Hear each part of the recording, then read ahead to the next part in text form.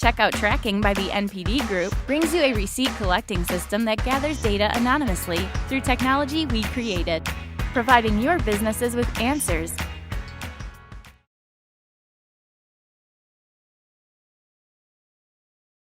Actually, it's a really, really great panel. Delighted we were able to pull this together. Let me introduce, I'm sure most of you caught Eduardo's presentation. Obviously, PlayKids is one of the leaders in subscription models on app stores, both iOS and Google Play. I'm just going to do a quick intro. I'll ask you then each to say a few words about yourselves. And also tell us what you'd like to learn from the panel as well, because you'd like to learn from each other too. We've got Patrick Stevens from Cupcake, who have recently announced a very, very innovative model in the form of NetKids, which they're basically introducing the concept of all you can eat, not just to a subscription app, but to other apps as well across the App Store. So I'm fascinated by this, want to learn all about it. We've got Grant Hosford from CodeSpark. If I can steal Michael Eisner's joke earlier on, wouldn't have been out of place at a dating conference a few years ago when you were in eHarmony, one of the original subscription type models. Now rolling out a product called the Foos. Grant and his partner have extensive experience in subscription and lifetime modeling. And last but not least, we've got Natalie Shahmiri from Wildworks, marketing brains behind Animal Jam. I read some crazy growth number from like 50,000 users to 25 million users. 35 now. Wow, 35 million users. That's just insane. So possibly the most successful game subscription in the known universe. So anyhow, over to you. Eduardo, can I ask you to just say a couple of words about yourself first and what you'd like to learn from the panel? Yeah. Can everybody hear him without the microphone? Yeah, I think, thanks for having me here again. It's a great pleasure. I think what I want to learn and discuss with you guys here is that, in my opinion, as an industry for kids, we are doing a terrible job in terms of business model and revenues. So we are the #1 app in the world in grossing rankings, and I think it's too small. We have to understand how we will grow 100 times or 1,000 times. Every time I talk with Google Play and Apple guys, I talk, hey, I don't want to compete in the kids category. This is too small. How can we bring one kids app to the top 10 overall ranking? PlayKids is the #2 in Brazil. It's Spotify the #1 at the App Store, and PlayKids is the #2 in Brazil. How can we replicate the case that we did in Brazil? When I say we, it's we as an industry in other markets. So I'd love to see in all countries one app for kids in the top 5 grossing overall rankings. Great. Have more children. That's if everybody can have more children. That's the beginning. Yeah. Hi everyone, I'm Patrick Stevens. I'm a senior producer and product manager at Cupcake, and as Barry mentioned, I work on our new NetKids subscription-based app. And what I'd like to learn from this panel, I think as many of you would like to learn, or to gain as many insights as possible from my fellow panelists on how they're finding success and challenges within the subscription model, and particularly I'm really interested in how especially PlayKids is handling localizations, which we talked about a little bit already in your previous presentation. So that's what I'm looking to gain here today. I've got it. Hello? All right. Hi, everybody. I'm Grant Hosford from CodeSpark, and we have a game called The Foos that teaches... Closer? Yes, okay. Uncomfortably close is the instruction. So we make a game called The Foos that teaches young kids about computer science. We're an early stage venture-backed company. And we, like everyone on the panel, are very interested in finding a model that's sustainable for kids' education in particular. We think it's crazy that some of the brilliant apps that are super popular in the ecosystem right now aren't making any money. So we have to figure out as a group how to do this. And I'm also personally looking for some interesting advice, tips that are tactical around retention internationally. I think that would be really interesting to chat about. And then, the Foos in particular, as far as our future is, we want to first teach kids the ABCs of computer science, and then eventually teach other things that are thought of as being difficult to teach to kids, like financial literacy and engineering. I'm Natalie. I'm with Wildworks. We're the makers of Animal Jam. So right now our platform is primarily web-based. We're launching our first mobile version of the game next week, actually. It's a little stressful right now. And the one thing I would really like to learn is how do we get Apple to just stop freaking out and let everybody have subscriptions? Can we just focus on that?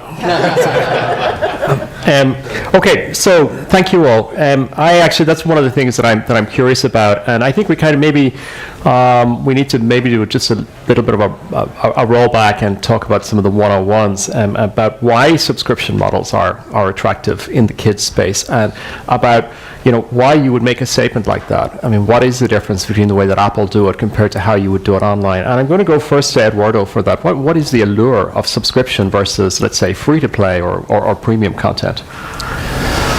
Of course, the benefit of subscription is that the users keep paying for a longer time than one shot.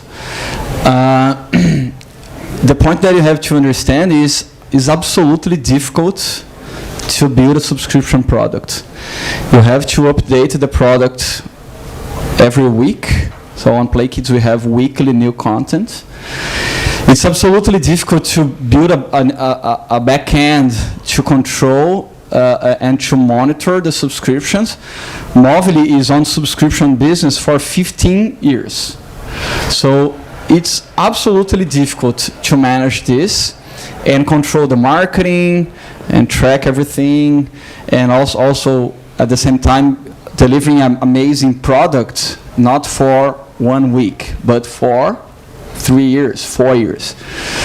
So if you want to build a subscription business, prepare yourself, because it's absolutely difficult, super difficult, and it's not a 100 meters race. It's a marathon. So you have to have cash to fund this for a long journey, and it's super difficult. And I disagree with you about Apple and Google. I think Apple and Google are great partners for small entrepreneurs. They have the billing platform that is super difficult to build. I came from the carrier business that was much more difficult to deal with carriers.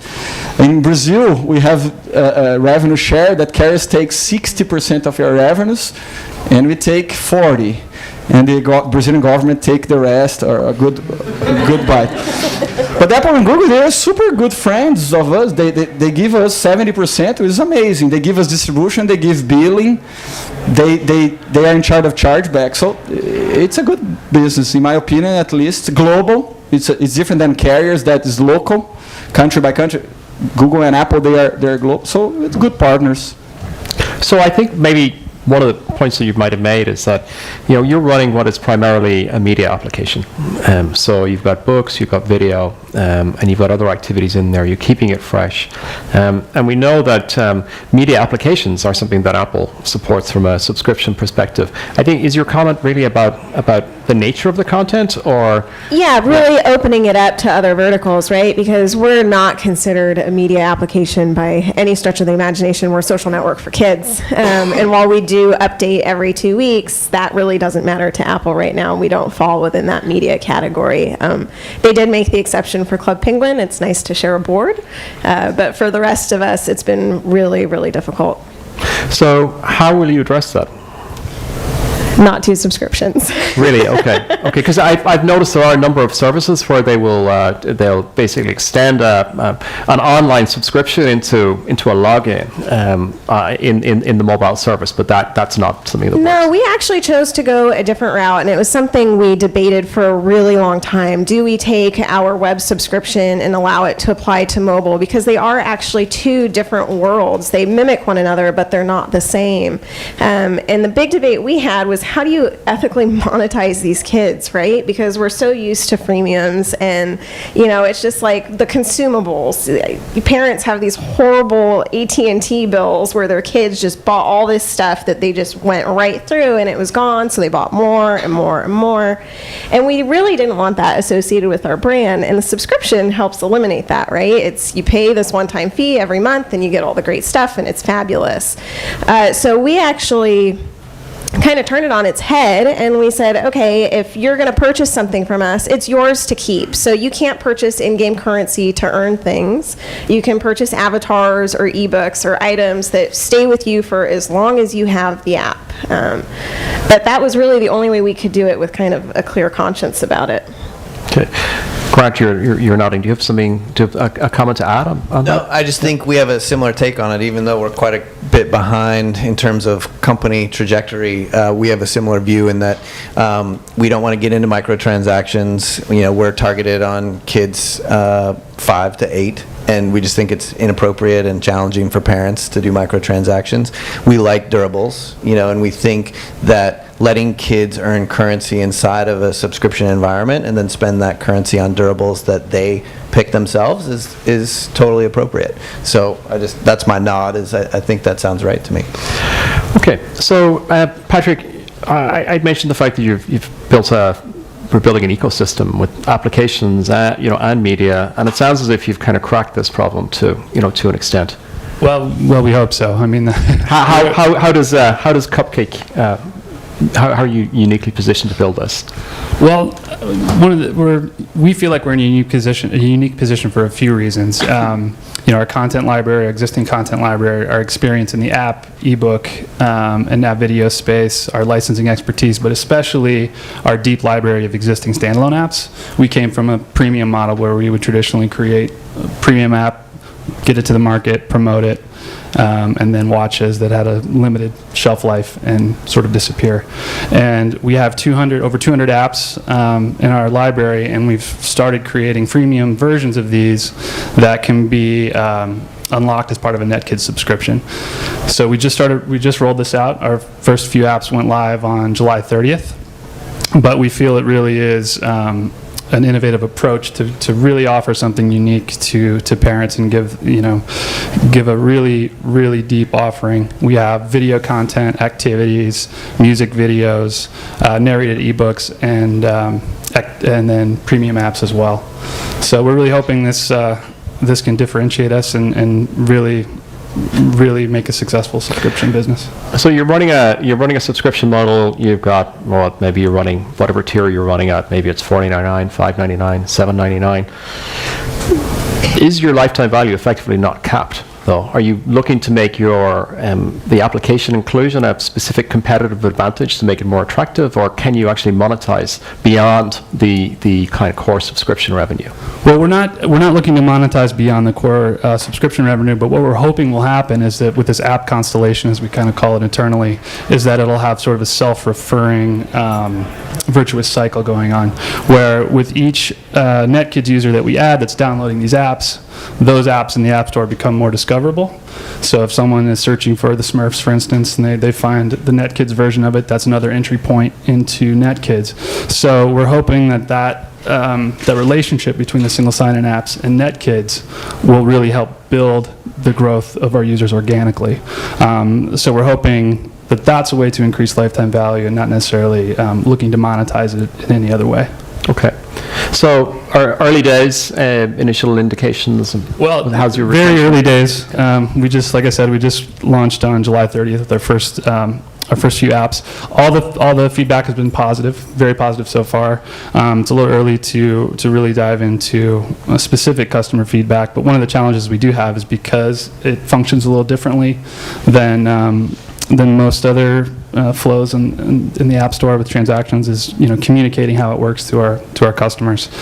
So we're constantly tweaking and looking at the feedback there, because if you download an app from within NetKids, you still get the store sheet and you have to download the free app, and it's a little confusing, and we want to make sure parents aren't thinking we're trying to get them to spend more money. But indication's been good. We're really happy with the way it's going, and we're looking forward to continue to rolling out and tweaking and making it a really user-friendly experience. Eduardo, you're kind of far down the line. When did you launch PlayKids? 2.5 years ago. Was March 2013 in Brazil. Okay. And the subscription came. We're the first app, one of the first apps on Apple using subscription. So we are on this for a long time, and I'll tell you what is the problem that you have. So I will help you a little bit. My main problem today is involuntary churn. So I invest money on marketing, and I'm sure we can improve on these, and we are always trying to learn how to communicate better with the parents, the values of the product. User download the app. I have this second big battle, that is to convince them to open the app and understand the app.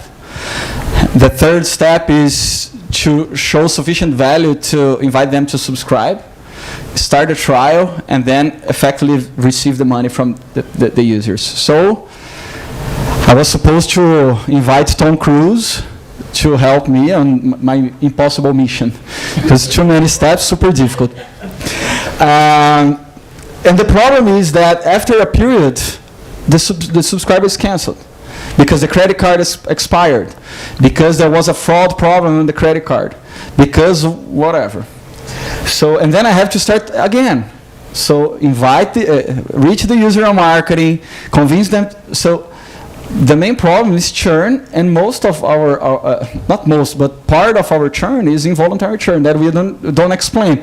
Sometimes we receive in our customer happiness team, they receive tickets from users saying, "Hey, I am a subscriber. Please don't lock all the episodes. I want to pay." And we don't know what happened, so we explain that. You have to opt out and opt in again. So, but it's difficult. So we have, as a market, again, talking again about not PlayKids or Cupcake, or as a market, we have to improve some things. So billing is a huge challenge. In emerging markets, for example, Brazil, we have less than 20% of penetration of credit cards. So if you want to be a global player and sell subscription globally, super difficult, because there are countries that credit card is a minority. So going to Mexico is super difficult. You have to have prepaid cards. It's super challenging if we're talking about building a $1 billion company globally. So these are my takeouts. So churn is a pretty interesting area, because I'm formerly a mobile industry a long time ago. We would have thought, 3 to 4% churn because of fraud and other reasons was an acceptable level.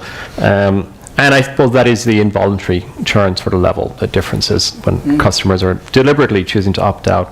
But are you talking, it sounds like it's a major issue. Is it a double-digit issue, or is it a single-digit issue? I don't talk about lifetime value and churn. Come on, get out of the room. I'm talking too much. I'm giving a lot of information from a company that started 2 years ago on this.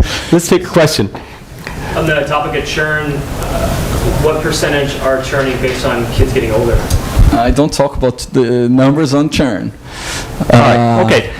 I can say... Is it in the same camp, like same ballpark of... We are launching apps for kids above 5 to avoid this. We will launch in the second half. You will see PlayKids launching new apps. Of course, this problem exists. People grow. But at the same time, new kids are born. So, and families, they have the old boy. So my family is the typical. So I have a 4-year-old that she start losing traction on PlayKids. We are launching new things that I'm absolutely excited to her. The books is bringing her back to the platform. But I have Eric that is 1.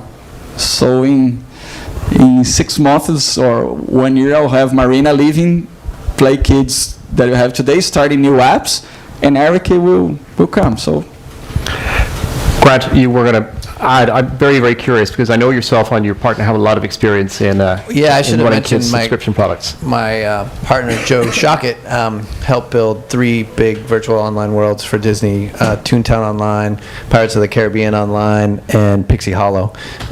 So he's got a lot of practical experience. But what I was going to mention is, just backing up Eduardo's comment, I can't talk about specific numbers either, but one of the least well understood parts of running a subscription business is this billing issue. And it's actually, if you're thinking about subscription seriously, it's worth thinking about how to handle a declined card or all the different reasons that cards get declined, and having a way to connect with the customer and get that new card if possible before canceling the subscription. Right? That's the point. That's the point. And you know, Google and Apple are pretty good at this, and that's very helpful. But if you're on the web, or you know, if you can do something to make it even more effective, it's a huge deal. Natalie, you must have huge exposure in this area, being subscription running directly to consumer on the Horribly web. I'd so. love to hear about it. I would say actually that billing issues are worse than kids just churning out due to age. You never know. Sometimes it can be your payment processor just doesn't process a day's worth of recurring transactions, which can be a ton of money to just be like, oh, oops, no big deal. Or they'll double bill people, and now you have to explain to people why there's 2 charges on their credit card, even though you've refunded it. Now they're upset. You're trying to take money from me. So, you know, these are things that when it's Google's and Apple's problem, it's very, very different than when you're the one actually processing those payments. And it is a huge resource suck in terms of customer service to keep that stuff going without any hiccups, which is almost impossible. And one just follow-up point, customer service is I think not well understood part of subscription business as well. It's a bigger cost than you would probably anticipate, and you need to be ready for that, and it's absolutely critical to running the business well. However, it's also a competitive advantage if you do it right, because you are absolutely that much closer to your customer at that point. And so if you can empower your customer service team to ask questions and get deliberate feedback from your customers when things happen and feed that feedback back into the product team, you will absolutely build a better product and make more money.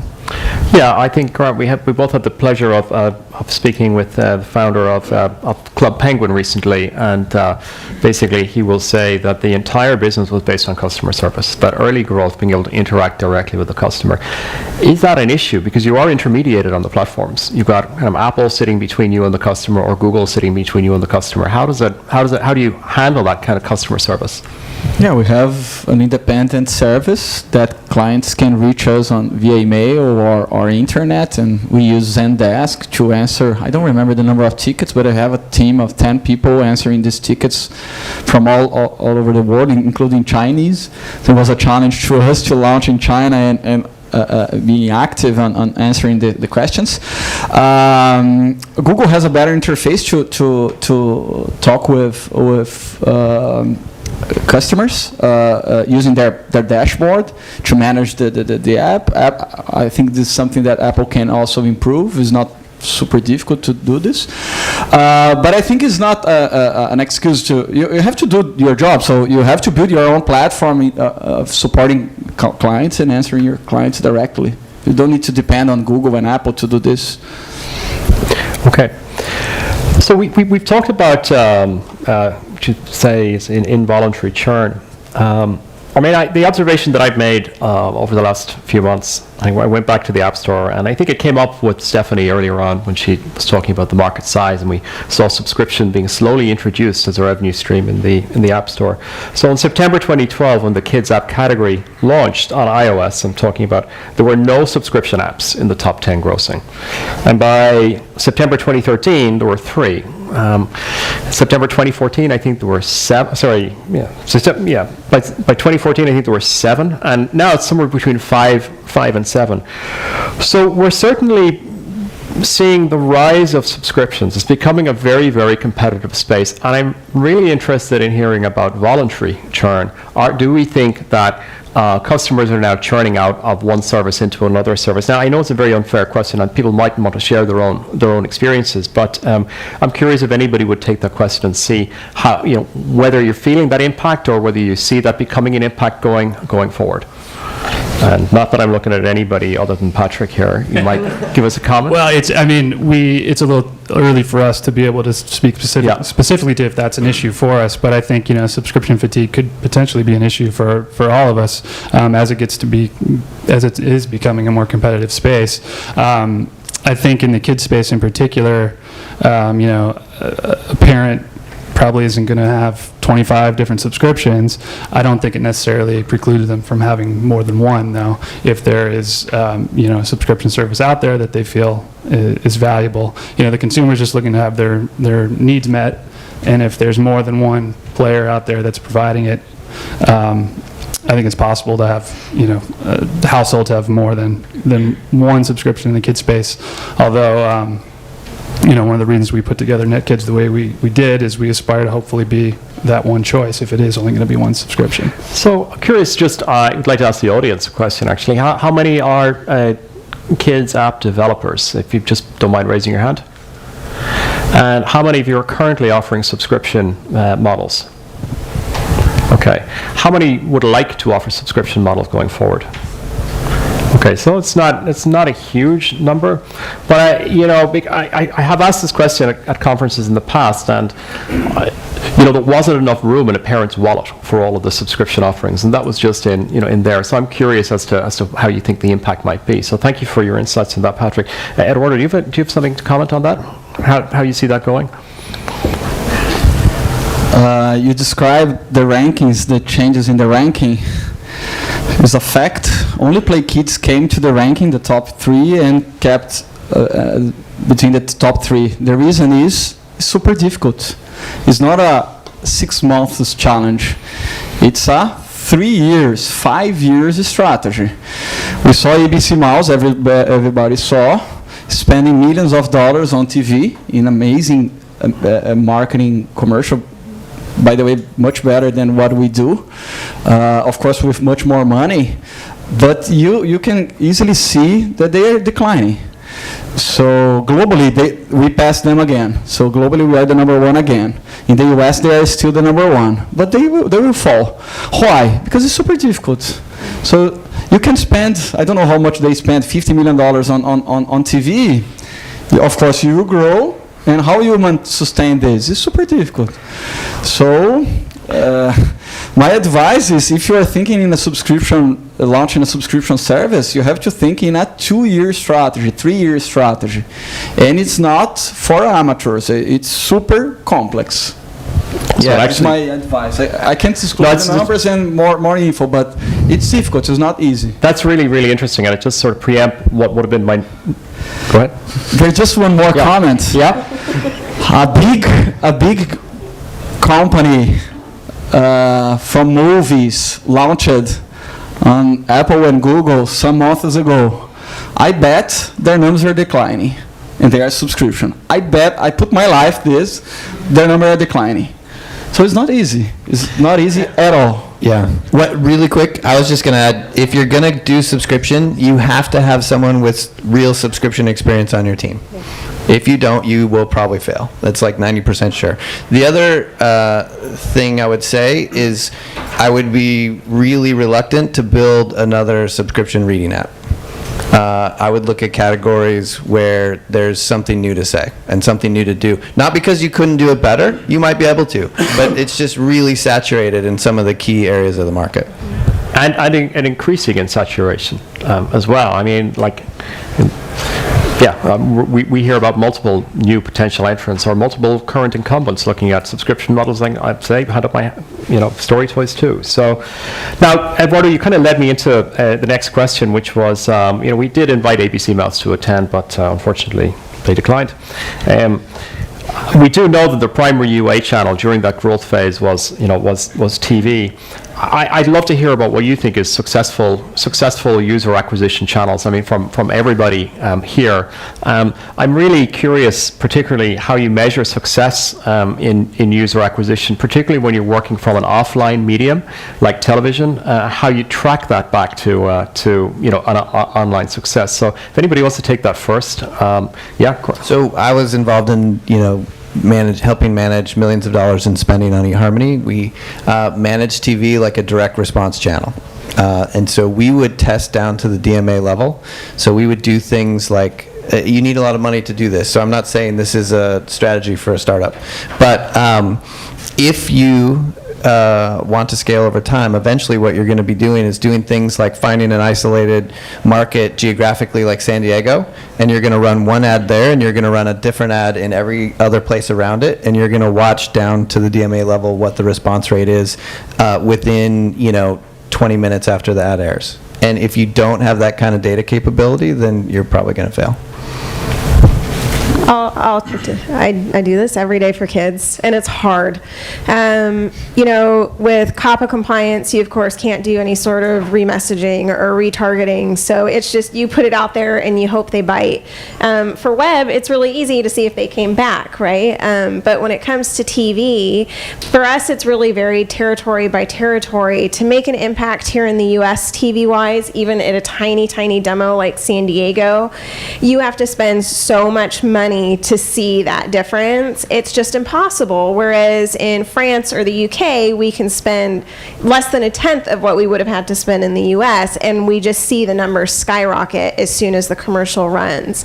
So I think it's really kind of figuring out, particularly with kids, the ones that you're going after, where are they? You know, if they're about 6 and under, you're probably going to be going after the parents. 7 to 12, it's totally the kids. And I think a lot of times, I know initially when I started working on this property, I was like, oh, Nickelodeon and Cartoon Network, that'll be great. They're everywhere. You know, they're not supposed to be on Facebook. They are. Facebook ads work great for us. Twitter ads work great for us. So I think it's really diversifying and just seeing how many different channels you can use. And I think as much as people think print is dead, print has done phenomenally for us worldwide. We've stayed away from offline advertising sources for the most part so far. We've tried a few things. We've done some in-flight ads on Virgin America and Singapore Air, but it's really hard for us to connect that back to user acquisition. And at least from our perspective, it feels like that's more of a long-term play for brand awareness, and we're not seeing the initial user acquisition pop that we'd like to see, and we can't afford the huge TV spends yet, hopefully. So we've kind of avoided the offline sources for now. Yeah, our primary strategy for marketing is online, of course, that you can track every cent that you spend, and of course the ROI. So it's basically cost per acquisition of a subscriber versus the revenue that you take from this subscriber, the lifetime value. If you have the knowledge to track all this, you can make this easily, but it's not easy. Yeah. And TV depends on your strategy of scaling. So probably if you run online media and you scale, you reach a limit. So probably you have to choose some markets to start a TV strategy. We started from Brazil, that we know better. And how you measure, you usually make the investments on online flat, and you see the delta on growth that you have during the TV ads. And now we are running TV ads here in the US, so it's quite new. We are optimistic. But the main challenge is scale. So you can grow until a certain level with online media, and then even Facebook with a enormous inventory is not sufficient for you to grow. And the problem is that we on kids, that we have much lower revenues, we compete on the bids on Facebook with Supercell, King.com, Electronic Arts. And it's obscene. The cost of a campaign of a CPI on Facebook is obscene. So it's super expensive. Twitter is also expensive. Google is also expensive. So this market, I really believe in a bubble on this market. So these guys are making so much money that it's impossible to not believe that there is no bubble. So TV is an alternative to try to decrease the overall CPI on the campaign. So a combination between TV and online to scale it's good, but you have to have a lot of cash. Yeah, it's certainly an arms race in terms of user acquisition. And if you're competing with games companies that are around about November, December, you're looking at $8, $10, $12 for loyal users. Is it an arms race for media rights at the moment as well for subscription offerings? Because I've heard of certain IPs that just aren't available because we see Netflix and we see Amazon, really fighting it out to get these rights. Do we see, is it basically, are the winners in this market the advertisers, the inventory owners, and the rights holders? Or is it possible to actually build value? I think you build value first of all doing a good product, developing a good subscription product. This is the basic. And I think this is one of our main problem here. So we are far from exploring all the assets that we have today. I talked about this in my presentation. So we have a billion-dollar opportunity, and we are not doing a good job in developing apps for kids at all as a market. So we can improve the product, bring value to the user with a good product, and then there is a challenge on communication, how you communicate this value to users. Especially, I think PlayKids is not doing a good job on this. How you communicate to parents the value that you bring. So only entertainment is okay? Do you think that we extract the best value from the opportunity? No. So we believe that a mix between education and entertainment will be the best mix to communicate this value, and then the user will be willing to pay. So I'm still super optimistic about the direction of the industry. I think we are talking about building billion-dollar companies. But we are far in terms of product, in terms of marketing. We have to improve in terms of billing, in terms of platforms. I think we are still we still need to improve. I'd like to put it. I have a few more questions here, but I'd like to put it out to the audience now, so we don't run out of time. I think there were a few hands that gone up over the time that I ignored.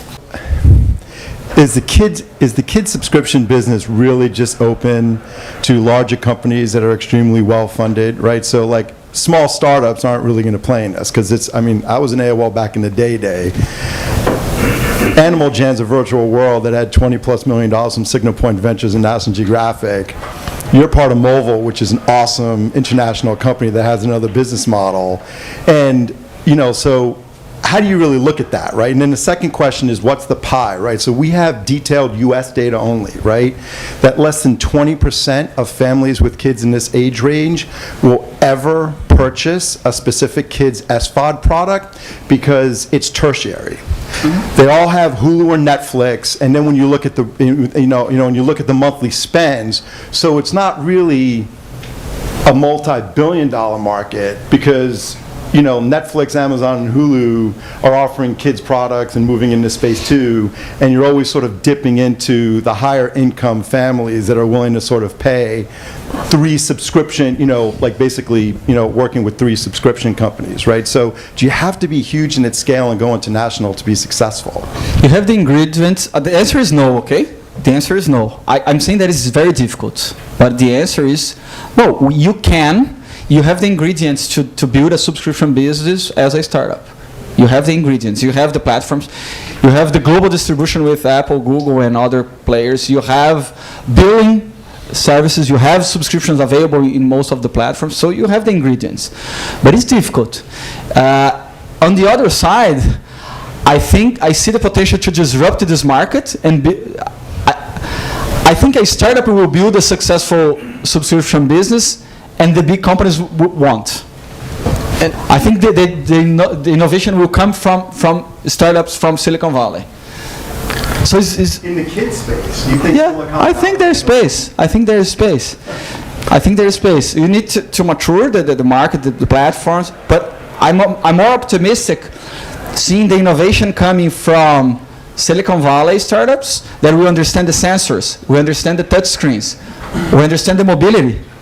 We understand the lack of communication in emerging markets than a big company that will reinvent themselves. This is what I think.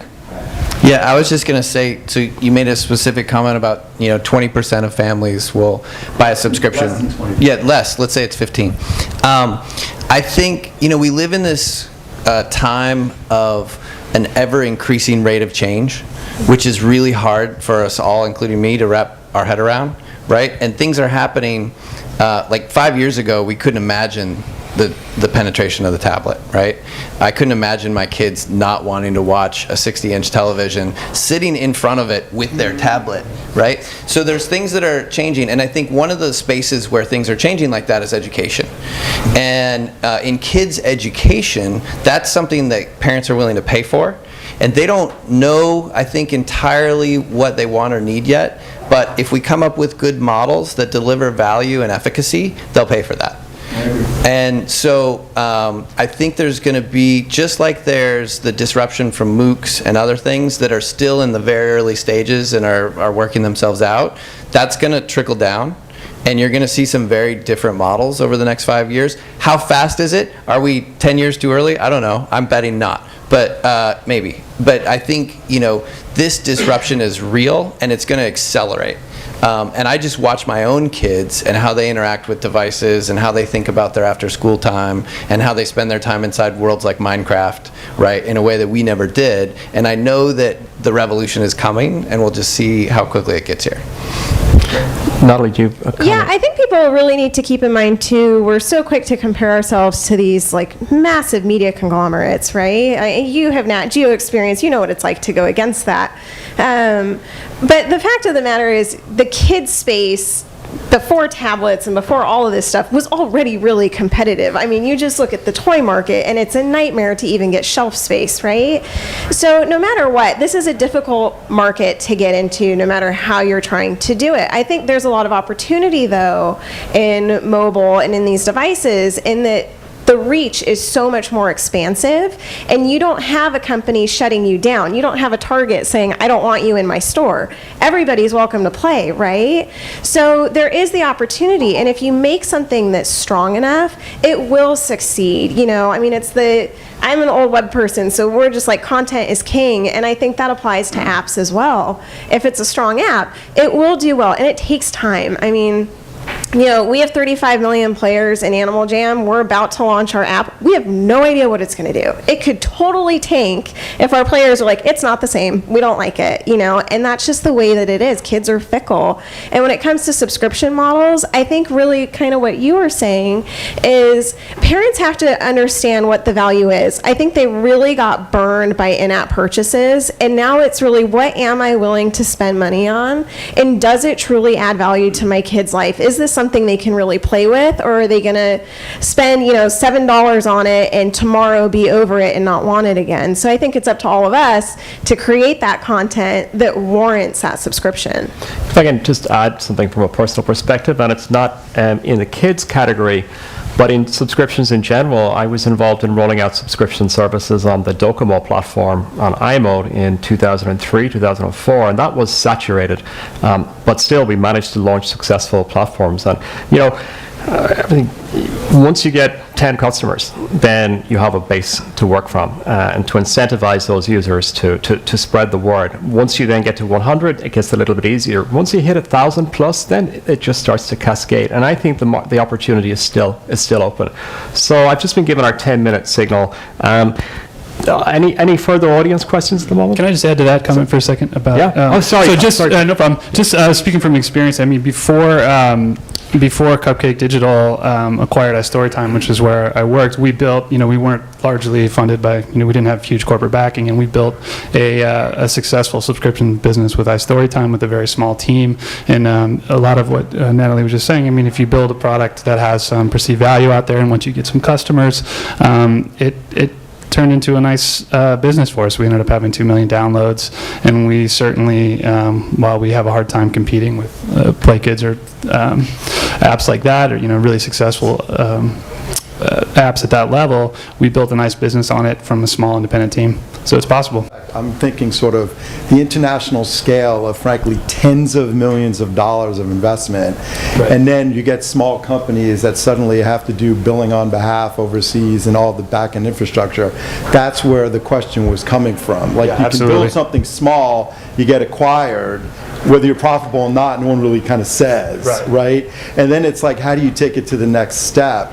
And then you've got, people who are working on Netflix and all these other companies that are working kind of come from the top, from the top down to build kids businesses. So, I mean, but love what you guys are doing. If you have amazing app, if you have a 3-people team, amazing app, high engagement, I bet go to Sand Hill Road, super easy to raise money. If you have high engagement, amazing app, super easy. Because you saw the size of the market, so the potential is infinite. So to scale is a different story. You have to build a beautiful product first, and you have the ingredients today in the market to do this. Do any of you think there's still any life left in PC as a platform for subscription, or is it just looking forward? Should we be thinking about mobile only? Good question. Yes, I need to keep my job. It is eventually going to be phased out. There's no doubt about it. And I know with our audience, our core user base right now is about 9 to 12 years old, and they totally understand how desktop applications work. You know, they just get it. But we go to events worldwide, and when there's a kid 4 or under that sees a laptop, they're literally punching our laptop monitor, trying to figure out why it's not doing what it needs to do. And so that was one of the big reasons we were like, we need to start transitioning to mobile. We had released other mobile apps that were kind of spin-offs of our world, but really had nothing to do with Animal Jam.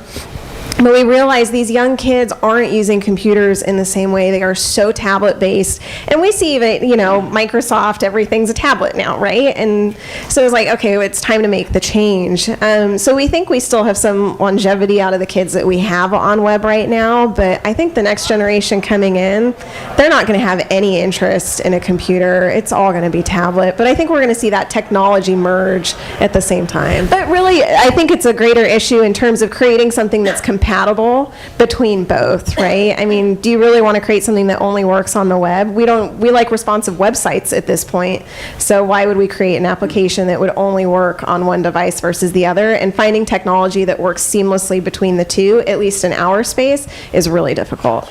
I would just, if you're thinking about education, you can't ignore the web and WebGL or HTML5. You know, we're a new company. Our product's only been available for 6 months, but we see about 20% of our users on web, and those are almost all schools. So, you know, it depends on who you're going after.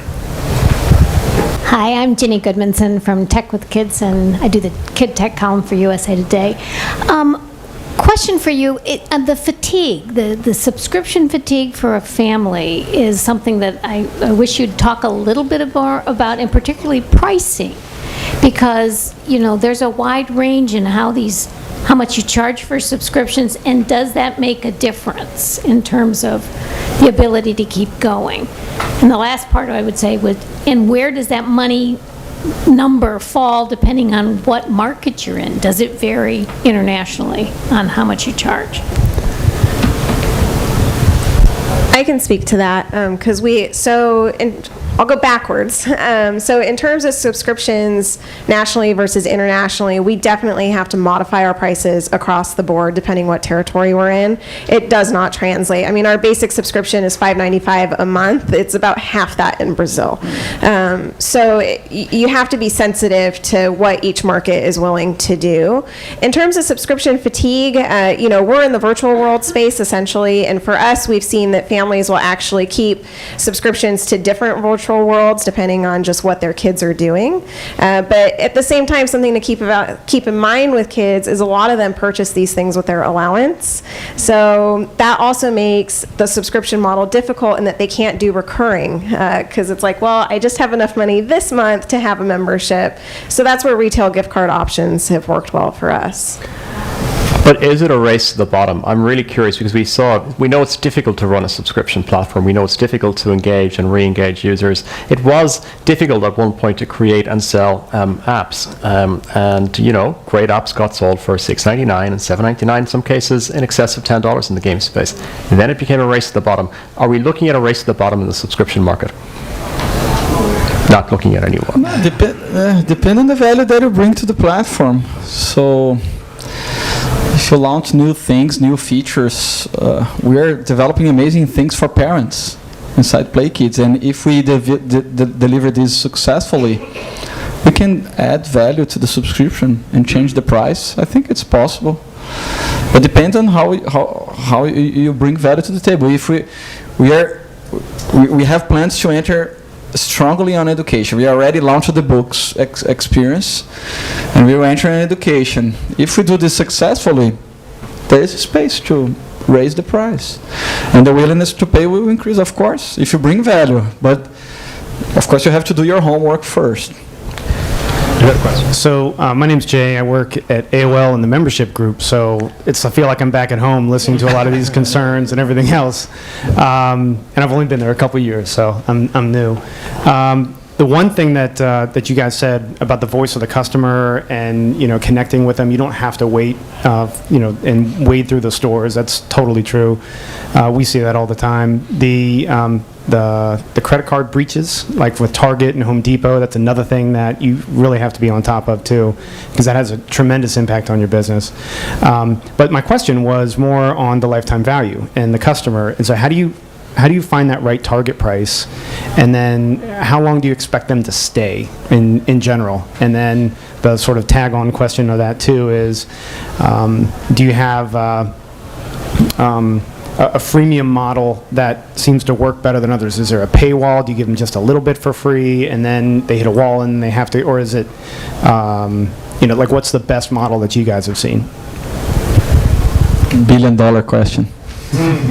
So we deal with that a lot in Animal Jam. We do give away probably more than any other virtual world free out the gate, because for us we realized, because it's really a social networking environment, you need as many kids in there at a time for them to want to play within there. So it was more important to us to build that user base than it was to start getting money out of them. And we're doing the same thing with mobile as well. I mean, you can really play our mobile game forever and not give us a penny if you didn't want to. But I think in terms of figuring out that pricing, we were really lucky in that we got to follow the lead of Club Penguin and Moshi Monsters and see where they epically failed and to say, oh, don't make that mistake. But it's really just paying attention to what the competition is doing. And I think subscriptions and the App Store is just so new. It's going to be a lot of finessing and just saying, okay, this isn't working, let's go back. And well, just a quick add, I notice we're almost out of time, but it has a lot to do with what your age target is. Mm-hmm. So like if your target is 6 and under, you're selling to the parent, and they're probably not going to play the game and check it out. So you might have a more ABC Mouse-like paywall where it's either do it or don't. If it's really for the kid and 7 and up, you probably need them to try the experience and get hooked. So that's just one element of deciding. It really, there's no one size fits all. It's about the content and the target. Okay. Well, can we just take one more? It's coffee break now. We can take one more. Go for it. Great, thank you. My name is Dennis. I'm with Liftoff, and I spent a few years heading up marketing for a subscription-based mobile website platform down in Palo Alto. And for us, churn was a really big issue. And we were desktop-based, and we had a big support team, the whole thing. But churn was always like a real headache for us. I mean, as it is in pretty much all subscription or SaaS-based businesses. What I'm interested in understanding is, since almost all of you are on mobile at this point, have any of you implemented Apple Pay for handling the in-app subscription process? And if so, I'm just curious if you're seeing lower churn rates by enabling Apple Pay with people that use Apple Pay versus those that don't. I think just to kind of maybe frame that question, anybody that's actually currently working on mobile is using Apple's payment platform because it's the only way to collect the payment, unless you're taking people offline, in which case Apple Pay might become Touch ID. Oh, Touch ID. Okay. Anybody using Touch ID? I think that's a user preference, though, isn't it? We're planning to do this in other apps in Brazil. We have in Brazil an app called iFood that is for food delivery. It's the Grubhub of Brazil, and we will implement, but not on PlayKids and not in subscription services. No. Okay. All right. Thank you. All right, that's all we have time for. So I'd like to thank the panel for their time today. I think we probably could have gone on for another hour, but thank you.